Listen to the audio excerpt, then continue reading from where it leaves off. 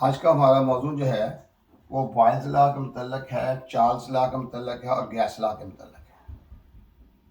तो पहले Boyle's law जो है, इसको अगर समझें कि इस असूल के तहत जो है, अगर किसी भी गैस जो है उसके दर्जा हरारत को मुस्तकिल रखा जाए, परमानेंट रखा जाए, ना उसको इंक्रीज़ किया जाए ना डिक्रीज़ किया जाए, ना बढ़ाया जाए ना कम जाए किया जाए। फर्ज करें सेंटीग्रेड है, सेंटीग्रेड में 42 सेंटीग्रेड टेम्परेचर है, तो टेम्परेचर वही रहे, ना बढ़े ना कम हो। अगर फ़ारेनहाइट है, फर्ज करें फ़ारेनहाइट में 84 है, 84 ही रहे, तो टेम्परेचर वही रहे। जब उसके ऊपर हम उसको प्रेशराइज़ करें, उसको प्रेशर बढ़ाएं उसको, तो उसका वॉल्यूम जो है वो कम हो जाए, उसका हजम जो है वो कम हो जाए।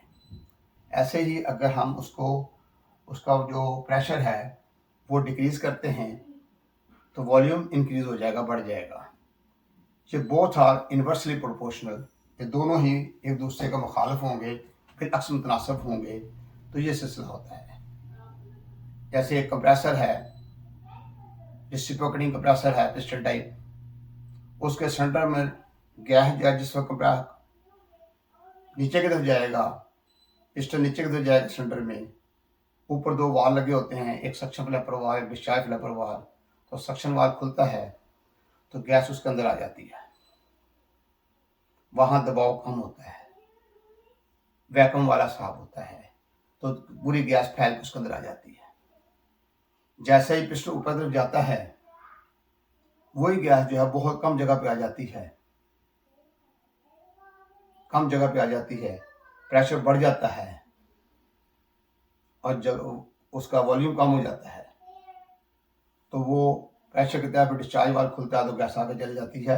मकसद सिर्फ ये है कि ये इसके कानून के मुताबिक उसका टेम्परेचर सेम रहे और प्रेशर बढ़ने से हजम कम हो जाए और प्रेशर कम का हजम बढ़ जाए। ये मामूली सी बात है, कोई बड़ी बात नहीं है।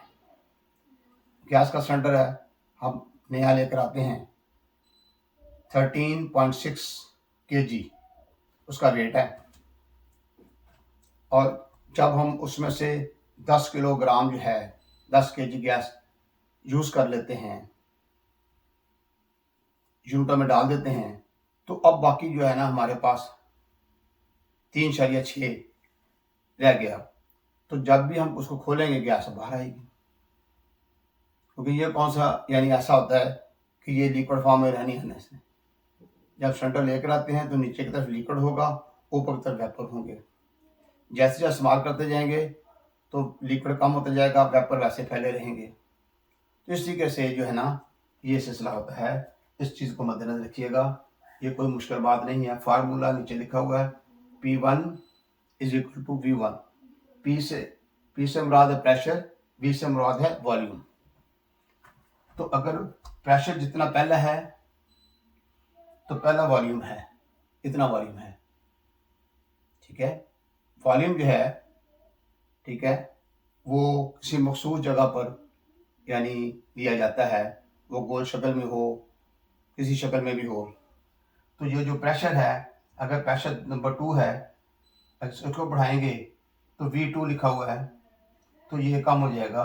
अगर प्रेशर नंबर 2 कम कर देंगे तो V2 जो है, वॉल्यूम नंबर 2 जो है वो बढ़ जाएगा। सिंपल सी बात है, कोई मुश्किल बात नहीं है।